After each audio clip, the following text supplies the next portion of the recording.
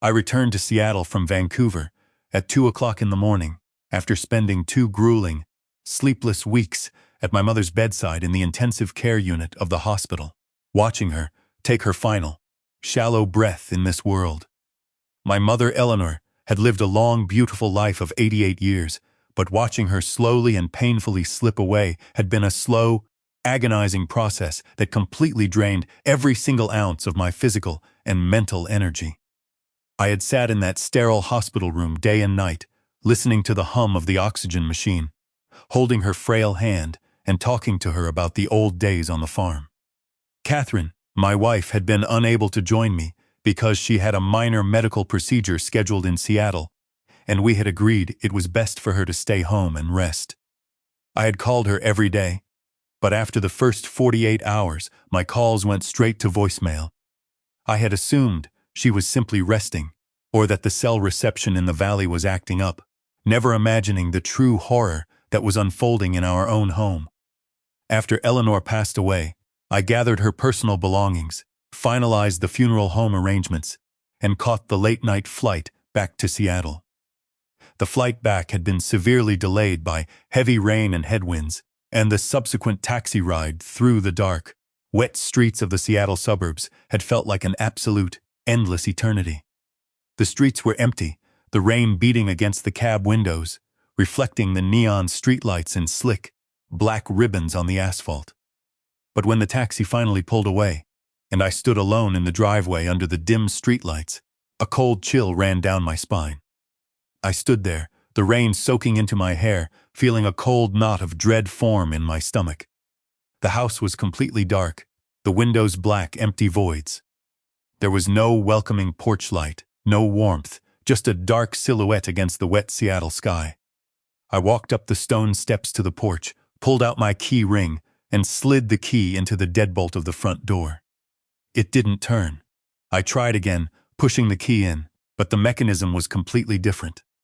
The deadbolts and the handles had been entirely replaced with new, heavy brass locks. The house was silent, a cold, heavy silence that felt deeply, structurally wrong. I knocked on the wood, but there was no response. I did not call out. I did not yell. In my 40 years of real estate, I had learned to trust my instincts, and right now, my instincts were screaming that something was terribly wrong. I walked around the side of the house, keeping to the deep shadows of the overgrown laurel hedges. The damp leaves from the nearby maple trees crunched softly under my boots, and the cold, salt-laden wind blowing from Puget Sound rustled the branches above, bringing the smell of rain and seaweed. The absolute dark and the lack of any light in the neighborhood felt oppressive, like a physical weight. I checked the side door, but it was locked. I walked to the back patio, checking the sliding glass doors, but they were locked tight and reinforced with security bars. I did not wait, and I did not hesitate to damage my own property. I picked up a heavy, jagged basalt stone from the border of the rose garden Catherine had planted years ago, slammed it with all my strength through the double-pane glass of the kitchen window, shattering the silence of the night. I reached my arm through the sharp, jagged opening of the broken pane, ignoring a small cut on my wrist that began to bleed, unlocked the window latch, pushed the frame up, and climbed inside onto the clean granite kitchen counter. I dropped down onto the floor, my boots crunching on the glass shards. The sound of crunching glass under my leather boots was loud in the dark, silent house. I stood in the kitchen, letting my eyes adjust to the darkness, and that was when I heard it. A faint, desperate, rhythmic metallic banging coming from directly beneath the oak, hardwood floorboards of the hallway. It was a weak scraping sound, followed by the unmistakable, chilling clink of iron chains dragging across concrete. It was coming from the basement. I ran down the hallway to the basement door, my flashlight beam bouncing off the walls, but when I grabbed the brass handle, it didn't budge. The door was secured from the outside with a heavy-duty, hardened steel industrial padlock, the kind used to lock commercial shipping containers. My heart hammered against my ribs in a panic. I ran to the garage, grabbed a heavy steel crowbar and a heavy sledgehammer from my workbench, and returned to the door. I wedged the crowbar into the lock clasp and began to strike it with the hammer, swinging, with all the adrenaline-fueled strength in my body. I smashed that lock repeatedly, ignoring the stinging pain as the metal shockwaves vibrated through my arms and shoulders, until my hands bled and the solid oak doorframe splintered into fragments. With one final desperate swing, the steel clasp sheared off, and the lock hit the floor with a loud clang. When I kicked the door open, the stench hit me first. It was the smell of human waste, decay, and damp rot. I pulled my heavy tactical LED flashlight from my belt, clicked it on, shined the bright white beam down into the pitch-black abyss of the basement, and ran down the steep wooden stairs. The air became colder and thicker with every step, heavy with a stench that made my stomach turn. At the bottom of the stairs, shined in the circle of my flashlight beam, I saw her. It was my wife, Catherine, a retired neurosurgeon, a woman of immense intelligence, dignity, and grace, who had spent 40 years of her life-saving lives in operating rooms, repairing complex brain injuries, and holding the hands of the dying with absolute compassion. She was curled up on a thin, filthy mattress, thrown onto the cold, damp concrete floor, her body trembling under a soiled blanket. Her right ankle was secured with a rusted steel cuff, chained tightly to a heavy structural support beam in the center of the basement. She was skeletal, her cheeks sunken, her skin a gray, papery color, and she was covered in her own waste. She was so severely dehydrated, her lips were cracked and bleeding, and her eyes were wild with fear as the bright light hit her face. She had been locked down there in the dark, without light or heat, for 14 long days. I rushed to her side, kneeling in the dirt, my hands shaking violently as I positioned the heavy steel bolt cutters from my truck around the link of the rusted chain. I pressed the handles together with all my strength, the steel snapping with a sharp crack that echoed in the quiet basement. The chain fell away from her ankle with a heavy thud. She immediately threw her arms around my neck, gripping my flannel shirt with trembling, claw-like hands, her nails caked with dark dirt from trying to scrape her way out. She held on to me as if I were a lifeline in a storm, sobbing softly against my shoulder. I looked down at her bruised, bleeding wrists and her hollow cheeks, my voice cracking with emotion as I held her close in that cold, dark room. "Who did this to you, Catherine? Who tried to kill you?" I asked, tears of rage blurring my vision. She looked up at me, her eyes bloodshot and haunted, and whispered 2 words that shattered my soul. "Jenny, no, she said they needed the money. She said they wanted the trust fund." I held my wife close in that dark, stinking basement, feeling her frail bones against my chest, and made a silent binding vow. I would not just call the local police. I would not just let the legal system handle this with their slow procedures and plea deals. I would make sure my daughter and her husband got exactly what they deserved. I would wage a war of financial and personal destruction against them. Before I tell you how I systematically dismantled their lives, piece by piece, let me know in the comments below where you are watching this from. Hit like and subscribe if you have ever had to protect the people you love from the greed of your own blood. I am Wallace Bennett, 73 years old. I spent 40 years of my life in the cutthroat world of commercial real estate in Seattle, dealing with corporate sharks, corrupt builders, and financial predators. I knew how to read people and I knew how to fight. But I never, in my worst nightmares, imagined that the most dangerous predator I would ever face was the little girl I used to walk to kindergarten, the one whose hand I held as she took her first steps. I stood there in that foul basement, my lungs burning from the toxic air, looking at Catherine. This woman was my anchor, the mother of my child, a brilliant surgeon who had saved countless lives. And now she looked like a prisoner of war in her own home. The water bottle next to her mattress was dry as a bone. The bucket in the corner was overflowing.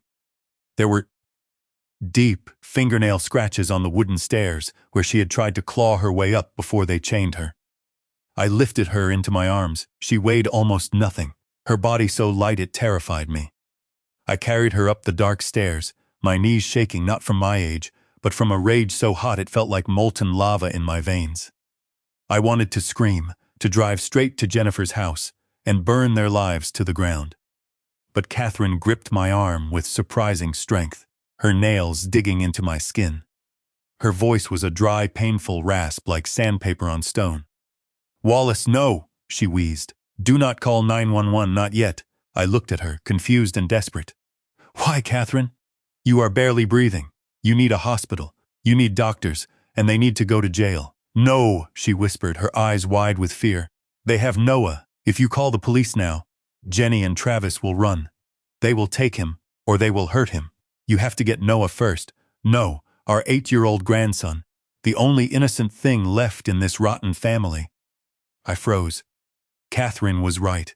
If Jennifer and Travis were desperate enough to chain their own mother in a damp basement for 2 weeks, there was no boundary they would not cross. If they saw police cruisers in the driveway, they would use the boy as a shield or a bargaining chip. I carried Catherine out to my car, cradling her frail body against my chest as the rain poured down, soaking my clothes. I did not take her to the local county hospital, knowing that the emergency room staff would be legally required to notify the police immediately, which would alert Jenny and Travis and cause them to flee with Noah. Instead, I drove 40 minutes north through the heavy, dark storm to a private, secure medical clinic in the foothills, managed by an old medical school classmate of ours, Dr. Julian Harris. I needed absolute, ironclad discretion. I needed Catherine safely hidden, stabilized, and treated before I made a single move against our daughter. Dr. Harris met us at the back ambulance entrance, having opened the secure bay doors himself. He did not ask a single question as I carried my wife inside, but his face turned pale when he saw the skeletal state of Catherine's body and the rusted steel chain still hanging from her raw, swollen ankle. He rushed her into a private, secure room at the end of the hallway and started IV fluids, pain medication, and broad-spectrum antibiotics immediately. As the nurses worked to clean her wounds and cut away the remaining chain, Julian pulled me aside into the hallway. "Wallace, what in God's name happened to her?" he whispered, his hands trembling slightly. "She has 2 broken ribs, a hairline fracture in her collarbone, severe dehydration, and her ankle is infected from the steel cuffs. She looks like she's been held in a cell for weeks." "Who did this to Catherine?" "Jenny and Travis," I said, my voice cold and dry as ice. "They locked her in our basement to extort her for the trust fund. They have my grandson Noah, Julian. I need you to keep her off the official databases. Treat her under an assumed name and tell no one she is here. I am going to handle this myself." Julian looked at me in shock, then nodded slowly. "Understood, Wallace. I'll list her as a private casualty under my own name. She is safe here. No one will find her." I sat in the corner of that sterile room, watching the heart monitors beep, watching the saline drip into my wife's bruised arm. Her wrists were raw from her struggles. Her ankles were swollen and purple from the steel cuffs. I sat there for 3 hours in silence, planning and calculating. I was no longer a grieving father. I was a commercial real estate shark who had just declared war. When Catherine finally opened her eyes, the fluids had brought a little color back to her cheeks, though her eyes remained haunted. She asked for water, and I held the cup to her lips as she drank slowly. Then, she told me the entire story. It had started just 2 hours after I left for the airport to fly to Vancouver. I had kissed her goodbye, telling her I would call her every night, but my calls had never gone through. They had blocked my number on her phone.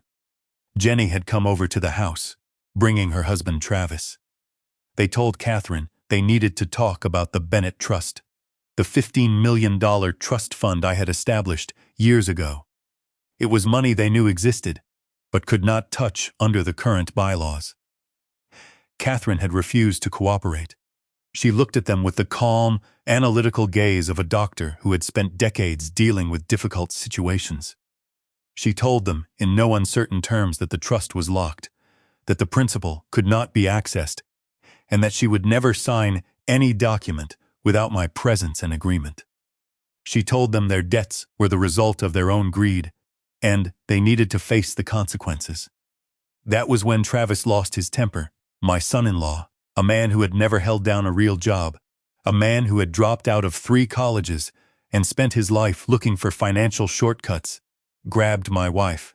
a retired neurosurgeon who had saved hundreds of lives, and threw her violently down the steep basement stairs. It was a brutal, physical attack on a 70-year-old woman. Catherine fell down the wooden stairs, landing hard on the concrete floor below, breaking 2 of her ribs and cracking her collarbone in the process.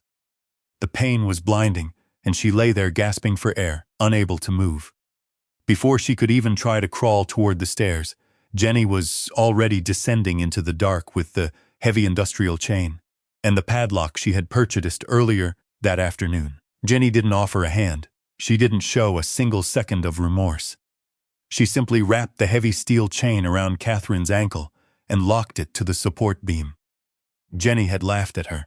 My own daughter had mocked her mother's pain. "You will stay down here until you remember the code to the wall safe and sign the power of attorney," Jenny had said before slamming the door and locking it, leaving her in the pitch dark. They came back every 2 days, not to feed her, but to taunt her. Catherine told me Travis had even set up a small camera in the corner of the basement, streaming the feed privately to show a third party that she was breaking, proving they would get the money soon. They were showing my wife's torture to a loan shark or a creditor as proof of their upcoming payment. But the worst part, Catherine said as she began to weep, was the 3rd day. She had heard Noah's voice upstairs in the kitchen. He was asking where his grandmother was, and she heard Jenny tell him, "Grandma went on a trip. Honey, she left us. She doesn't care about us anymore." They made her listen to her grandson being told she had abandoned him, while she was chained just 10 feet below his boots. That broke me. I stood up and paced the small hospital room, my fists clenched. This was not just greed. This was sadism. This was absolute hatred. My phone was dead. So I picked up Catherine's phone from the bedside table. It had been in her pocket when I cut the chain. The battery was at 4%. As soon as the screen lit up, a call came through. The caller ID read, "Jenny." I stared at the name. My thumb hovered over the answer button. If I answered, she would know I was back. She would know the game was up. But I needed to hear her voice. I needed the confirmation. I answered the call, but I did not say a word. I just listened. "Mom," Jenny's voice came through, impatient and cold. "Are you still being stubborn? Travis says you look terrible on the camera feed. You aren't moving much. Listen to me, Mom. Dad isn't coming back from Vancouver for another week. You will be dead by then if you don't sign those papers. Don't be stupid. Just give us the safe combination. We will let you out. We'll even give you a fresh water bottle. Just sign the damn papers." She paused, waiting for a plea from her mother. I held the phone so tight I felt the glass casing creak. I breathed slowly, silently. "Mom." Jenny snapped, "Are you there? Or did you finally kick the bucket? Don't die on me yet, old woman. I need that signature." I hung up without saying a single word. I ended the call and stared at the dark screen. She thought her mother was still chained in the basement. She thought the silence was weakness. She had no idea I was back, and she had no idea the trap was about to spring. I looked at Catherine, who was falling back asleep, as the exhaustion and medication took over. I made my decision then. I would not call the police today. If I called the police now, they would arrest Jenny and Travis, yes. But they would hire defense lawyers. They would plead insanity or family dysfunction. They would get released on bail. And they would drag the case out in the courts for years. And the money, the millions they were after, would be tied up in civil litigation. Meanwhile, Noah would be placed in foster care while the state decided his custody. No, that was too clean, too easy. I wanted them completely destroyed. I wanted them to experience the exact same hopelessness Catherine had felt in that cold basement. I wanted to take away the one thing they loved more than life itself, the money. I needed to lure them in, to make them believe they had won, so they would walk straight into the trap. I picked up Catherine's phone and typed out a text message. My fingers were large and clumsy on the screen, but my mind was crystal clear. "I will sign. Bring the papers tomorrow night. Come alone." I wrote, I hit send, watched the message deliver, and then turned off the phone. The bait was set. Now, I had 24 hours to turn my suburban house into a trap for their ambitions. I looked at Dr. Aris, who had stepped back into the room, holding Catherine's chart. "Wallace," he said softly. "She needs rest, but she also needs justice. She will get it." I replied, "Keep her here. Keep her off the official records. If anyone asks, she was never admitted." Dr. Aris nodded. He knew me. He knew I was a man of my word. I left the clinic and got into my car. It was almost dawn, the sky turning a bruised purple over the Seattle skyline. I drove back to the house in the suburbs, the scene of the crime. I pulled into the driveway. From the outside, the house looked perfectly normal. A nice, two-story suburban home with manicured hedges and a clean lawn. Inside, it was a dungeon. I walked straight to the basement door, looking at the broken padlock on the floor. I would have to replace it to make the house look untouched. I went down the wooden stairs. The foul smell was still there. I put on heavy rubber gloves, grabbed a bucket of bleach and a stiff bristled brush. I got on my knees and began to scrub. I scrubbed the concrete floor where my wife had wept. I scrubbed the steel beam she had been chained to. The chemical sting of the bleach burned my eyes, but I did not stop. I was not cleaning for hygiene. I was erasing her suffering. I scrubbed until my knuckles were white and my shoulders ached, wanting the physical pain to ground me, to keep the red mist of rage from blinding me to the task. When the floor was clean, the room smelled sterile, like a hospital or a morgue. I arranged the mattress to look disturbed but empty, leaving the cut chain on the floor like a steel snake coiled in the center of the room. I wanted them to see it and wonder what had happened before I gave them the answer. I went upstairs. The transition from the dungeon below to the suburban normality above was jarring. The kitchen counters were cluttered with Travis's empty beer bottles and Jenny's diet soda cans. They had lived here, eating our food, sleeping in our guest bed, while Catherine rotted 10 feet beneath them. The casual cruelty of it made my stomach turn. I walked to the dining room. This would be the stage. The table was polished mahogany, a piece I had imported from Italy 20 years ago. I opened my briefcase and took out the folder Leonard Katz, my attorney, had prepared. It was a thick, official-looking document in a cream-colored binder with the gold seal of my holding company. I placed it squarely in the center of the table, placing a gold Mont Blanc pen diagonally across the cover. It was the shiny lure designed to catch a bottom feeder. When Jenny and Travis walked in, their eyes would go straight to that folder. They would see their salvation. They would not see the hook. Next, I opened a plastic case containing surveillance equipment I had picked up from a private security contact. These were 4K wide-angle pinhole cameras with high-fidelity audio pickups, the kind used in corporate espionage. I embedded the first camera into the housing of the smoke detector directly above the dining table, giving a perfect top-down view of the folder and the chairs. I hid a second camera in the spine of a hollowed-out book on the living room shelf and a third behind a decorative ceramic rooster on top of the kitchen cabinets.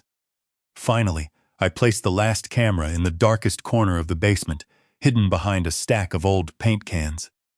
I checked the feeds on my tablet. The quadrants were crystal clear. I could read the fine print on the folder cover from the feed. As I was cleaning up the kitchen, I knocked over the recycling bin, spilling papers across the floor. As I bent down to clean it, I spotted a crumpled piece of glossy paper buried under coffee grounds. It was a brochure for the Whispering Pines Institute in rural Idaho. I smoothed it out and saw an acceptance letter stapled to the back, dated 2 days ago. It was a budget behavior modification boarding school, a warehouse for unwanted children. I looked at the intake form under reason for enrollment. Jenny had written, behavioral issues, pathological lying, and aggression toward family. My hands shook with rage. Noah was the most gentle, sweet boy I had ever known. He liked to draw dinosaurs and water the garden with me. He had never been aggressive. In his life, they had lied, demonizing an 8-year-old boy to justify shipping him off to a budget reform school so he wouldn't hear his grandmother's screams from the basement. They had cleared the decks.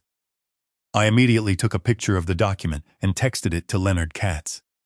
Find this place. Get a judge on the line. I want an emergency custody order for Noah now. I cleaned up the kitchen, pocketed the papers, and left the house. I parked my car 3 blocks away, hidden behind some hedges, and walked back to the guest house at the rear of my property. It was a small studio office with a direct view of the main house.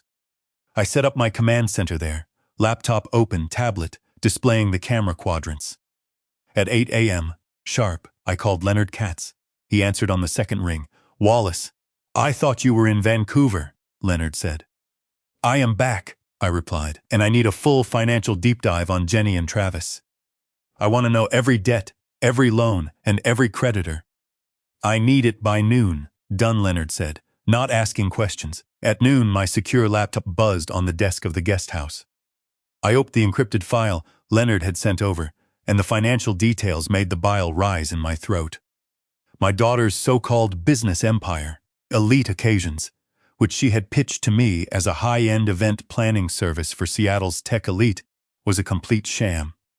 The bank statements showed that the company had not organized a single legitimate event in 18 months. Instead, the accounts were filled with erratic cash deposits and immediate offshore wire transfers to banks in the Cayman Islands and Cyprus.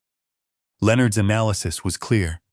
Jenny had been running a laundering operation for a highly illegal, multi-state cryptocurrency pump-and-dump scheme managed by a notorious local organized crime syndicate run by a man named Alexei Volkov. Volkov was a dangerous, ruthless figure who operated in the shadows of Seattle's tech and finance sectors, using legitimate businesses to clean the cash generated from his digital scams. Jenny's event company, Elite Occasions, was used as the front. She would invoice Volkov's shell companies for massive corporate events, gala dinners, and tech conferences that never actually occurred, depositing the clean cash and transferring it back to Volkov's offshore accounts. But Jenny had gotten greedy. She believed she was smarter than Volkov's financial auditors, and she began skimming 10% off the top of every transaction, hiding the funds in a private account she registered in the British Virgin Islands. Volkov discovered the missing $2 million 2 weeks ago. He had sent 2 of his enforcers to Jenny's office, cornering her and giving her a simple, chilling choice: return the entire $2 million within 48 hours, or they would liquidate her assets in the most biological, permanent sense of the word. They threatened to pay a visit to Noah's school and to our house on the hill.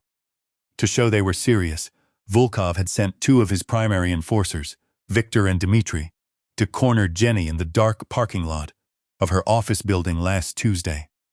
Victor, a tall, silent man with a scar running across his cheek, had blocked her car, while Dmitry had leaned against her window, showing her a folder containing photos of Noah at his playground and our house's layout. Dmitry had told her in a low, polite voice that if the cash wasn't delivered by Friday, they would start by harvesting Travis's fingers, followed by the child, and then they would pay a visit to the retired doctor on the hill. Terrified, sweating and desperate, Jenny and Travis realized they couldn't run or hide, as Volkov's network had eyes in every major airport.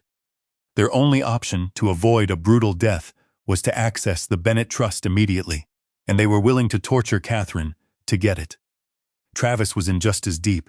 He had accumulated $400,000 in high-interest online sports gambling debts with an offshore syndicate operating out of Macau, and they had already sent enforcers to his office to deliver a final warning.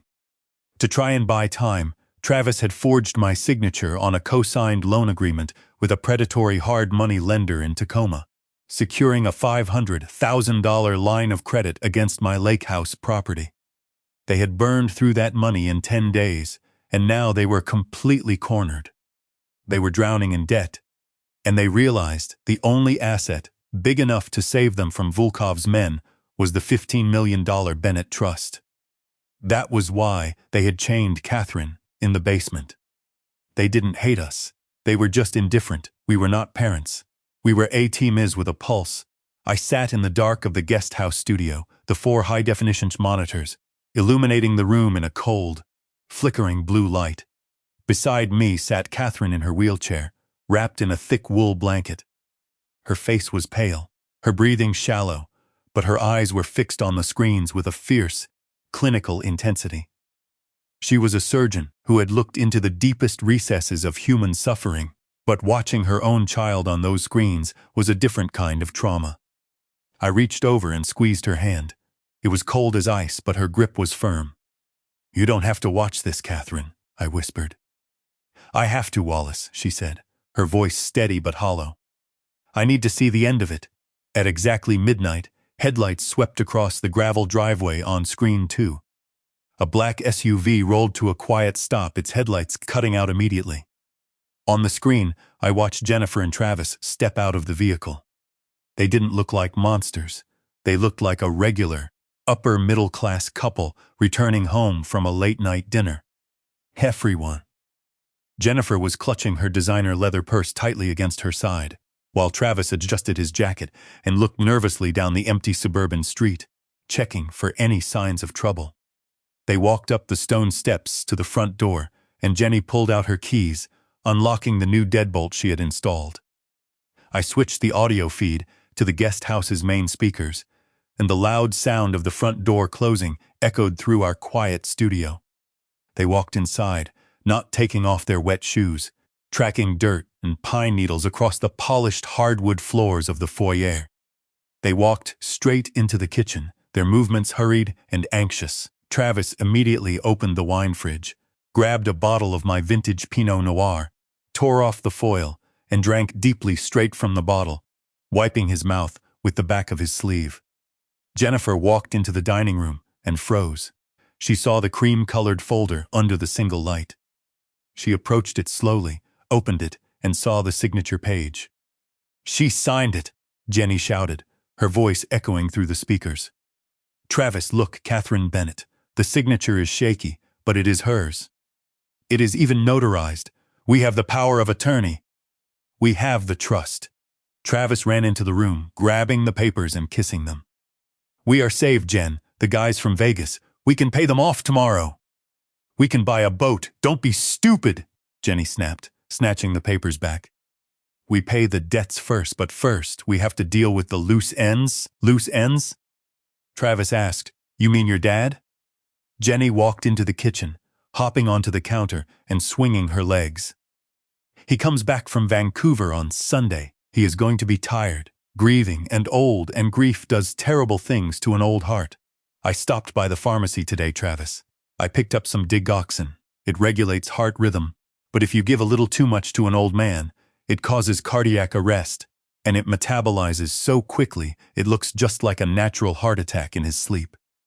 Then we are the sole heirs. No fights, no lawyers, just 15 million and a funeral." Beside me in the wheelchair, Catherine flinched, tears streaming down her hollow cheeks.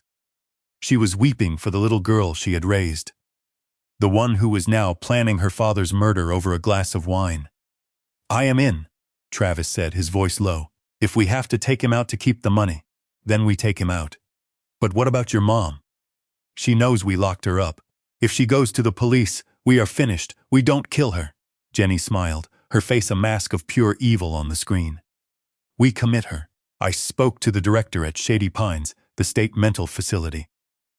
I told him Mom has been having violent dementia episodes and hurts herself, which explains the chain bruises. We put her in a lockdown ward, where she is medicated 24/7.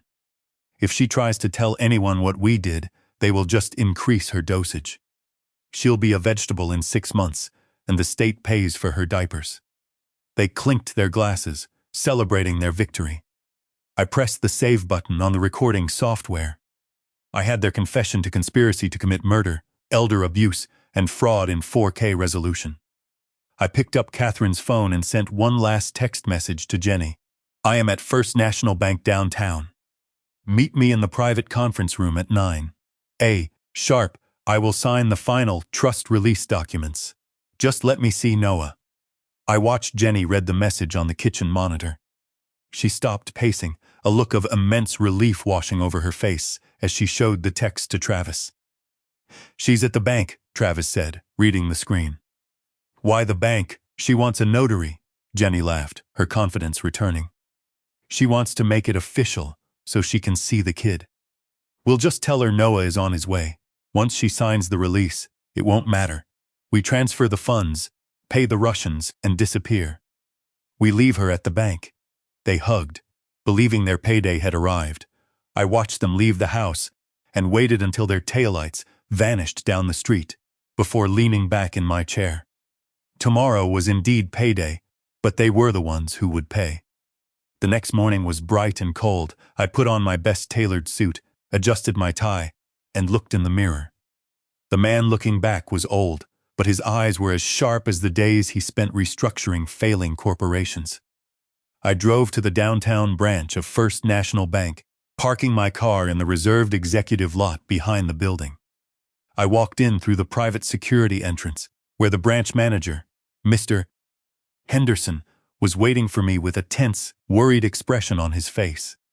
Henderson was a long-time personal friend who had managed my commercial development accounts since the late 1980s, and he knew the true scale of the Bennett assets.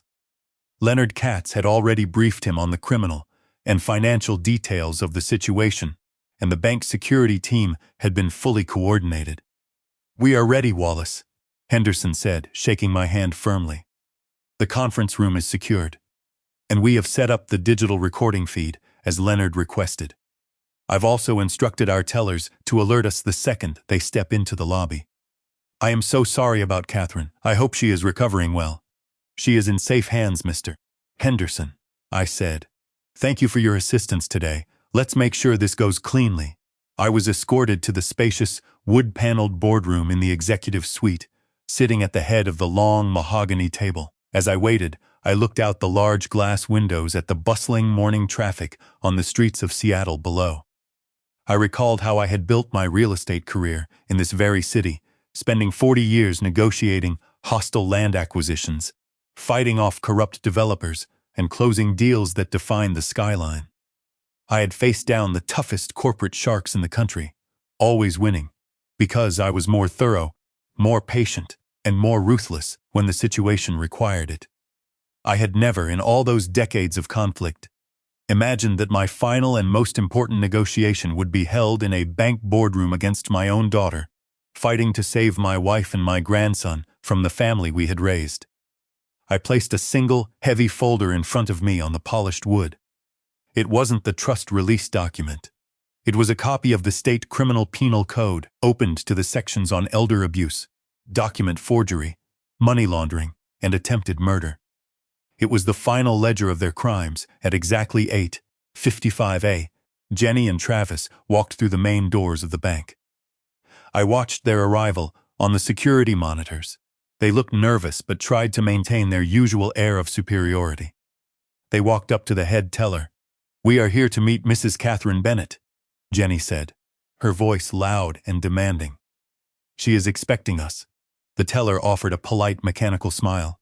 "Mrs. Bennett is not here, ma'am, but Mr. Wallace Bennett is waiting for you in the private executive conference room." I saw the color instantly drain from Jenny's face on the monitor. My father," she whispered, her voice shaking. "Yes," the teller replied. "He arrived from Vancouver early this morning. He said it was urgent." Travis grabbed Jenny's arm, his eyes wide with panic. "Jenny, we need to go. We need to run right now." "No," Jenny hissed, straightening her spine. She was completely delusional, believing she could spin any situation. "It's fine. Dad doesn't know anything. We'll just tell him Mom had a severe mental breakdown while he was away, and we had to take her to a clinic for her own safety. Just play along." They walked down the hallway, step by step, heading toward the boardroom. The double doors opened and they walked in. I did not stand up. I did not smile. I simply looked at them. "Hi, Dad," Jenny said, putting on her best fake smile. "You're back early. Where's Mom?" "We've been looking everywhere for her. We were so worried." "Sit down," I said, my voice low, flat, and hard as concrete. They sat on the edge of the leather chairs, their eyes darting between me and the folder on the table. "Where is Catherine?" I asked, looking directly at my daughter. We don't know, Dad," Jenny lied, her voice trembling slightly. "She went missing yesterday afternoon. We've been calling the hospitals." "Really?"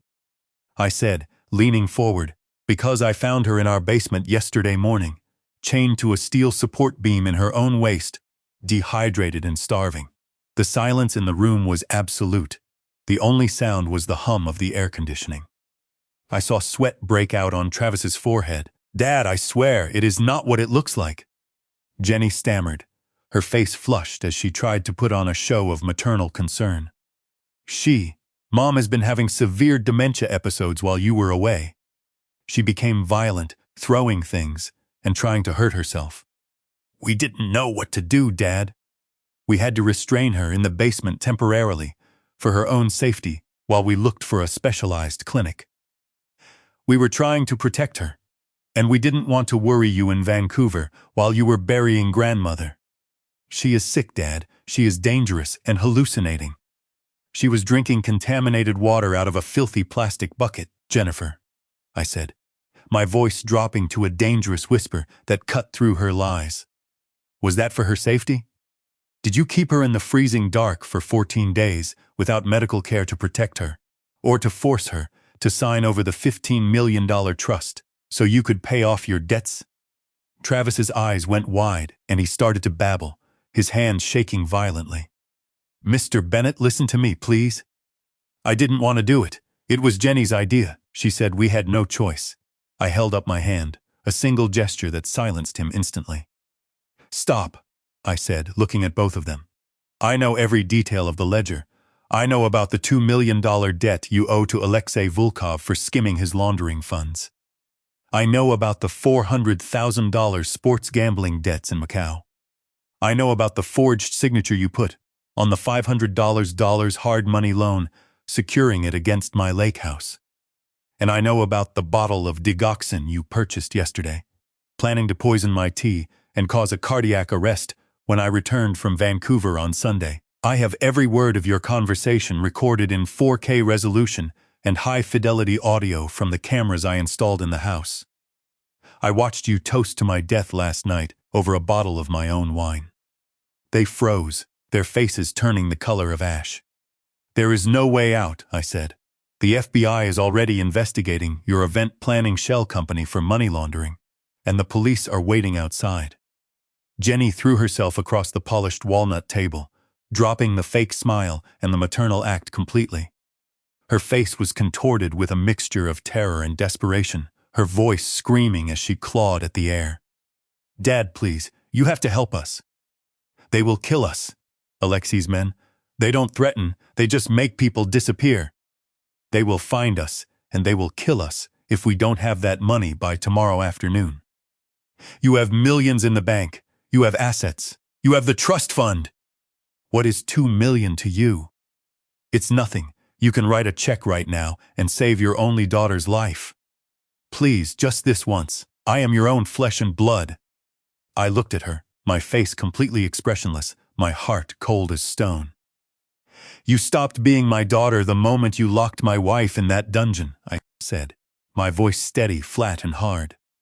You stopped being my family the moment you chained Catherine to a beam and let her drink from a filthy bucket while you drank my wine upstairs. I spent 40 years working 80-hour weeks to build that trust fund, thinking I was securing a future for you. I paid for your private schools, I covered your business debts, and I bought you a house. And you repaid us by trying to poison my tea and locking your mother in the dark.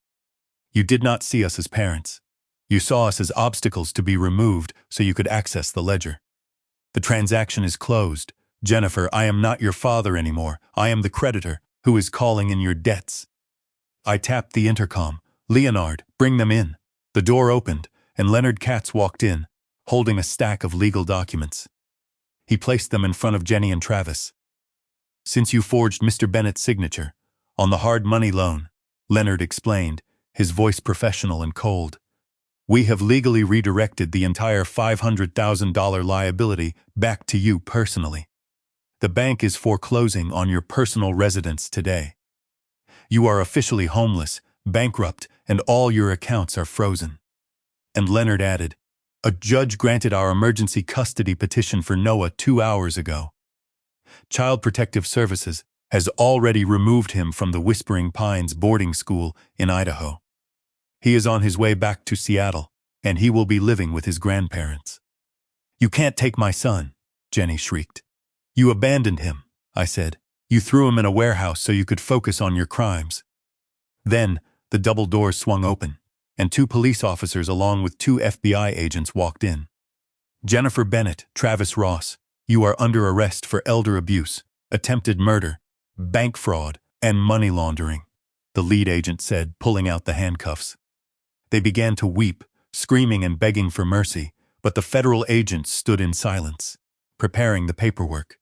Travis immediately broke down completely. He fell to his knees, tears streaming down his face, vomiting a desperate stream of words, trying to blame Jenny for the entire operation in a desperate bid to secure a plea bargain. "It was her, I swear. She planned the whole thing. She bought the chains, she got the locks, she wrote the safe combination on the paper. She told me that if I didn't help her, she would tell the Russians where I was hiding. I didn't want to hurt Catherine. Please, you have to believe me, I was just scared." Jenny looked down at him with a sneer of pure disgust, then turned her eyes to me. Her face was red, her chest heaving, her eyes filled with absolute, venomous hatred. "I hate you!" she screamed at the top of her lungs as the metal handcuffs clicked tightly around her wrists. "I have always hated you. You were never a real father. You were always in your office, always closing deals, always loving your money more than you loved me. You built this $15 million wall around yourself, and you expected me to beg for crumbs. You deserve to die alone, you old bastard." I sat in my chair, looking at her with a calm, analytical pity. "I worked those long hours to give you a life, Jenny. I gave you every opportunity, every comfort, and every safety net a parent could provide. But you didn't want a life. You wanted a shortcut, and you were willing to sacrifice your mother's life to get it. You built your own prison, and now you are going to live in it." The officers pulled them up, dragging them out of the boardroom. Travis was sobbing hysterically, his knees dragging along the carpet, while Jenny continued to scream curses and threats until the elevator doors slid shut, cutting off the noise. I sat in the quiet boardroom, looking at the empty leather chairs. The silence returned, clean and peaceful. I did not feel joy. I did not feel sorrow. I simply felt a profound sense of relief, like a surgeon who had successfully removed a malignant tumor from a patient's body. The infection was finally gone. I stood up, my knees shaking slightly from the relief of the final transaction. Leonard put a hand on my shoulder. "It is over, Wallace," he said softly. "Not yet," I said, putting on my coat and picking up my briefcase. "I have to go get my wife from the clinic, and then we have to drive to Idaho to bring our grandson home." The journey to the Whispering Pines boarding school, in the remote, mountainous region of northern Idaho, was a long, silent drive. I sat in the passenger seat of Leonard's car, watching the dark pine trees and the snow-capped peaks fly past as the headlights cut through the night mist. My mind was filled with worry for Noah. He was an 8-year-old boy, gentle, creative, and completely unsuited for the harsh environment of a reform school. We arrived at the facility at dawn. When we pulled up to the main gate, my heart sank. The school was surrounded by a high, rust-covered chain-link fence topped with barbed wire. The wooden cabins and barracks were run down, the paint peeling, and the windows covered with heavy steel mesh. It looked more like a low-security juvenile prison or a forced labor camp than a school for children. We walked into the main administrative building, where the air was cold and smelled of floor wax and stale food. The director of the facility, a cold, arrogant man in his 50s named Mr. Vance, met us in the lobby. He looked at our tailored suits with immediate suspicion, holding a cup of black coffee. When I demanded to see Noah, he offered a flat, dismissive sneer. "Mr. Bennett, I cannot release any student to a grandparent without the written consent of the enrolling parents. Jennifer Bennett and Travis Ross, Mr. Vance said, tapping his folder. "Our intake protocols are very strict, and we do not allow family interventions without parental authorization. Your daughter signed an agreement giving us full temporary guardianship for behavioral modification purposes. You have no legal standing here." But Leonard immediately stepped forward, handing him the emergency court order signed by a federal judge, while 2 local sheriff's deputies I had requested stood behind him. "Mr. Vance," Leonard said, his voice hard, This court order grants sole emergency custody to Mr. Bennett. If you do not produce Noah Bennett within 5 minutes, the deputies will arrest you for obstruction of justice and child endangerment. And we will shut this facility down by dinner. 5 minutes later, a heavy wooden classroom door opened, and Noah walked out. He looked thin, his clothes were dirty, and his eyes were wide with fear. He was clutching a small, worn sketchbook to his chest, the only thing he had been allowed to keep from home. When he saw me standing in the lobby, his face lit up with a mixture of complete disbelief and pure joy. "Grandpa," he whispered, his voice cracking, before running across the floor as fast as his legs could carry him, throwing his arms around my waist and sobbing uncontrollably into my coat. "I'm here, buddy," I said, crouching down and holding him as tight as I could, tears finally running down my own face. "I'm here, you are safe, and we are going home. No one will ever hurt you or send you away again." As we walked back to the car, Noah clutched my hand, refusing to let go. On the drive home, he slowly began to talk about what he had experienced at the boarding school. He told me they had forced him to do hard physical labor, clearing rocks from a dusty field in the hot sun for 6 hours a day. When he had cried on the first night, asking where his grandmother was, the supervisors had locked him in a small, dark room without heat for 12 hours to break his rebellious spirit. They told him that his family had abandoned him because he was a bad boy, and that he would live there until he learned to obey. Hearing this made the blood run cold in my veins, but I forced myself to remain calm for his sake. I reassured him that he was a wonderful, good boy and that we would always protect him. We drove back to Seattle, and when we walked into the private room at the clinic, Catherine stood up from her bed. She was still weak, but when she saw Noah, she opened her arms. The three of us held each other in the quiet room, a family rebuilt from the ashes of betrayal. We had a long, difficult road ahead of us, years of physical therapy, psychological healing for the trauma, and the challenge of raising an energetic 8-year-old boy at 73. But we were free, we were together, and we were safe. We sold the large suburban house in Seattle shortly after the trial. The memories embedded in those walls were too dark and toxic to bear. Instead, we purchased a quiet, sunlit cottage on Bainbridge Island, overlooking the clean waters of Puget Sound. The air was fresh, filled with the scent of salt water and pine trees, a world away from the damp, smelling basement of our old home. We spent our mornings walking along the rocky beach, collecting driftwood and sea glass, and our afternoons working in the large flower and vegetable garden we built for Noah behind the cottage. The garden had become a therapeutic sanctuary for both of them. The physical labor of planting lavender, rosemary, and tomatoes helped Catherine rebuild her physical strength, while the quiet contact with the earth helped Noah heal his broken trust. We spent hours weeding, watering the soil, and watching the green shoots grow, a quiet reminder that life can renew itself even after the most brutal winter. Noah is thriving now. He is attending a normal, excellent local school on the island, where he has made many friends and joined the art club. Every afternoon, he sits on the wooden deck of the cottage, drawing detailed illustrations of dinosaurs and historic ships in his sketchbook, the sound of the seagulls and the waves, a peaceful backdrop to his recovery. The basement door in our old house is gone. Now, I hired a contractor to remove the frame and wall up the entrance completely before we sold it. That dark room no longer exists, just like our daughter and her husband no longer exist in our lives. They were both convicted on all counts: federal bank fraud, money laundering, elder abuse, and conspiracy to commit premeditated murder.